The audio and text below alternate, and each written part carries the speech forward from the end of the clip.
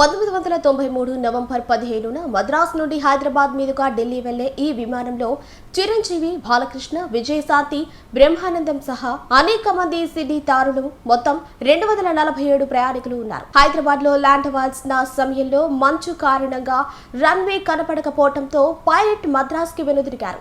మార్గమధ్యంలో విమానం ఆకాశంలో ఎత్తు సమస్య మరియు టెక్నికల్ సమస్యలు ఏర్పడటంతో అత్యవసర ల్యాండింగ్ చేయాల్సిన పరిస్థితి ఏర్పడింది. ఈ సమయంలో విమానంలో ఉండే సినిమా హీరోలతో సహా అందరూ అత్యంత భయాందోళనకు గురయ్యారు. పైలట్ విమానాన్ని వెంకటగిరి ఎయిర్పేడు మధ్య గల పొలాల్లో క్రాష్ కాకుండా దింపగలిగారు. ఆనాటి ప్రమాద చిత్రం మీకోసం. 1993 నవంబర్ 15న మద్రాసు నుండి హైదరాబాద్ మీదుగా ఢిల్లీ వెళ్లే ఈ విమానంలో చిరంజీవి, బాలకృష్ణ, విజయశాంతి, బ్రహ్మానందం సహా అనేక మంది సినీ తారులు మొత్తం 247 ప్రయాణికులు ఉన్నారు. హైదరాబాద్ లో ల్యాండ్ అవ్వాల్సిన సమయంలో మంచు కారణంగా రన్వే కనపడకపోవడంతో పైలట్ మద్రాసుకి వెనుదిరిగారు. మార్గమధ్యంలో విమానం ఆకాశంలో ఎత్తు సమస్య మరియు టెక్నికల్ సమస్యలు ఏర్పడటంతో అత్యవసర ల్యాండింగ్ చేయాల్సిన పరిస్థితి ఏర్పడింది.